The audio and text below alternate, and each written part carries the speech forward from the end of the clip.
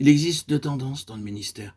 L'une à éviter toute rencontre avec le peuple, tel le moine, l'ermite. Plus il s'éloignait des hommes, plus il pensait se rapprocher de Dieu. Naturellement, il n'y parvenait pas. Notre communion avec Dieu n'est utile que si nous en répandons les bienfaits sur nos frères. De nos jours, cette communion avec Dieu ne se rencontre guère, ni chez le prédicateur, ni chez les hommes. Nos désirs ne tendent pas de ce côté-là.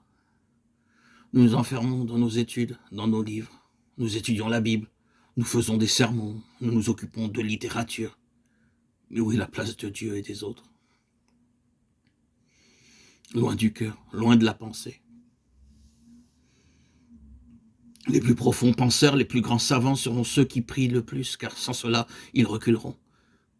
Ils ne seront que des rationalistes, des professionnels sans âme, plus faibles dans la pensée de Dieu que le moindre des prédicateurs. L'autre tendance est de populariser le ministère. Le prédicateur n'est plus homme de Dieu, mais homme d'affaires, homme de popularité.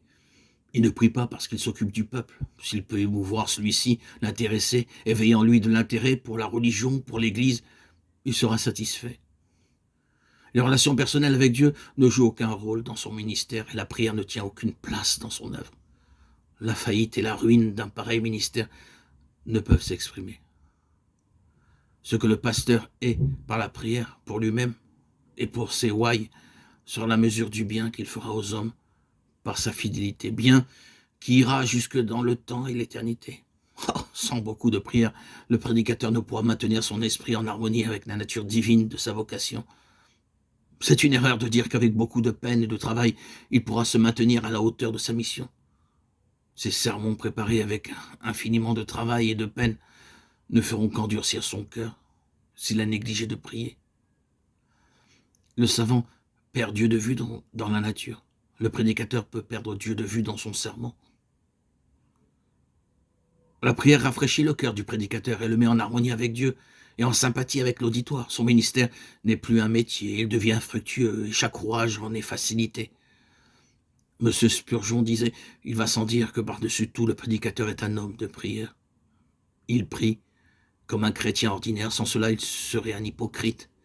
Il prie plus qu'un chrétien ordinaire, sans cela il ne serait pas qualifié pour exercer son ministère.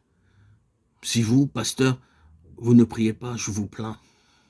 Si vous ralentissez dans vos dévotions particulières, non seulement vous êtes à plaindre, mais votre troupeau l'est aussi, et vous finirez par être humilié et confondu.